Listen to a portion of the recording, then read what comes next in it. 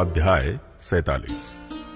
तब यूसुफ ने फिरौन के पास जाकर ये समाचार दिया, मेरा पिता और मेरे भाई और उनकी भेड़ बकरियां, गाय बैल और जो कुछ उनका है सब कनान देश से आ गया है, और अभी तो वे गोशेन देश में हैं। फिर उसने अपने भाइयों में से 5 जन लेकर फिरौन के सामने खड़े कर दिए। फिरौन ने उसके भाइयों से पूछा, तुम्हारा उद्यम क्या है? उन्होंने फिरौन से कहा, तेरे दास चरवाहे हैं और हमारे पुरखा भी ऐसे ही रहे।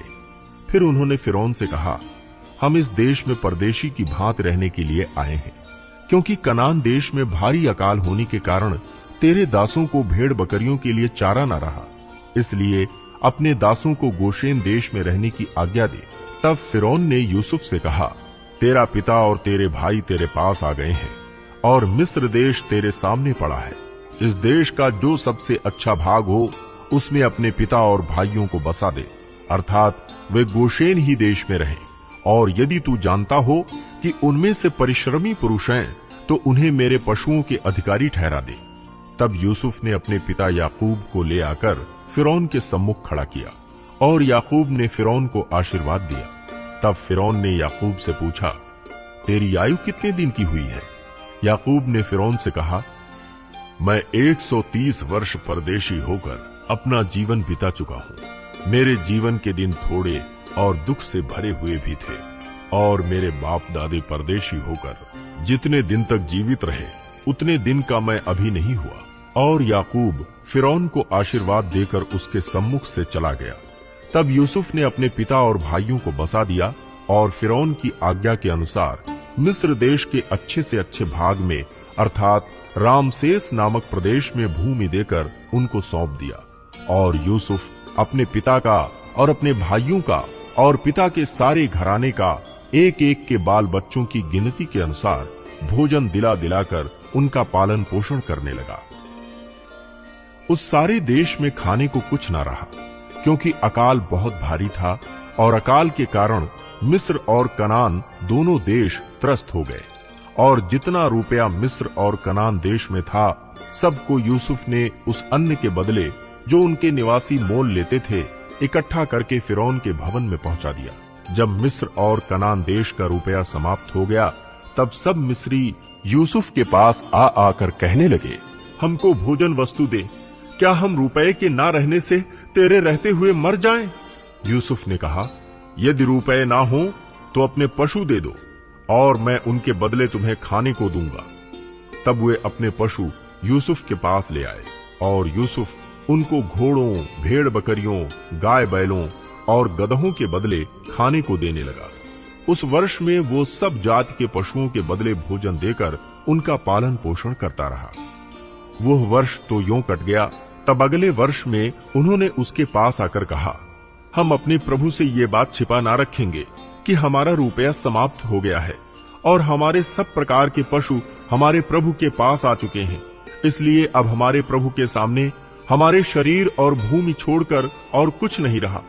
हम तेरे देखते क्यों मरें और हमारी भूमि क्यों उजड़ जाए?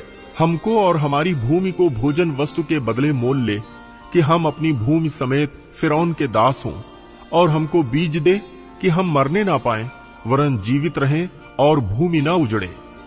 तब यूसुफ ने मिस्र की सारी भूमि को फिरौन के लिए मोल लिया, क्योंकि उस भयंकर अकाल के पड़ने से मिस्रियों को अपना अपना खेत बेच डालना पड़ा। इस प्रकार सारी भूमि फिरौन की हो गई, और एक छोर से लेकर दूसरे छोर तक सारे मिस्र देश में जो प्रजा रहती थी, उसको उसने नगरों में लाकर बसा दिया। पर याजकों की भूमि उसने ना मोल ली, क्योंकि याजकों के लिए फिरौन की ओर से नित्य भोजन का बंदोबस्त था, और नित्य जो भोजन फिरौन उनको देता था वही वे खाते थे। इस कारण उनको अपनी भूमि बेचनी ना पड़ी। तब यूसुफ ने प्रजा के लोगों से कहा, सुनो, मैंने आज के दिन तुमको और तुम्हारी भूमि को भी फिरौन के लिए मोल लिया है। देखो, तुम्हारे लिए यहाँ बीज है, इसे भूमि में बो, और जो कुछ उपजे उसका पंचमांश फिरौन को देना, बाकी 4 अंश तुम्हारी रहेंगे, कि तुम उसे अपने खेतों में बो और अपने अपने बाल बच्चों और घर के अन्य लोगों समेत खाया करो। उन्होंने कहा, तूने हमको बचा लिया है, हमारे प्रभु के अनुग्रह की दृष्टि हम पर बनी रहे और हम फिरौन के दास होकर रहेंगे।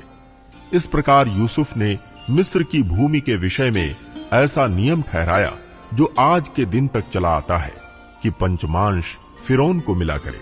केवल याजकों ही की भूमि फिरौन की नहीं हुई। इस्राएली मिस्र के गोशेन प्रदेश में रहने लगे और वहां की भूमि उनके वश में थी और वे फूले फले और अत्यंत बढ़ गए। मिस्र देश में याकूब 17 वर्ष जीवित रहा। इस प्रकार याकूब की सारी आयु 147 वर्ष की हुई।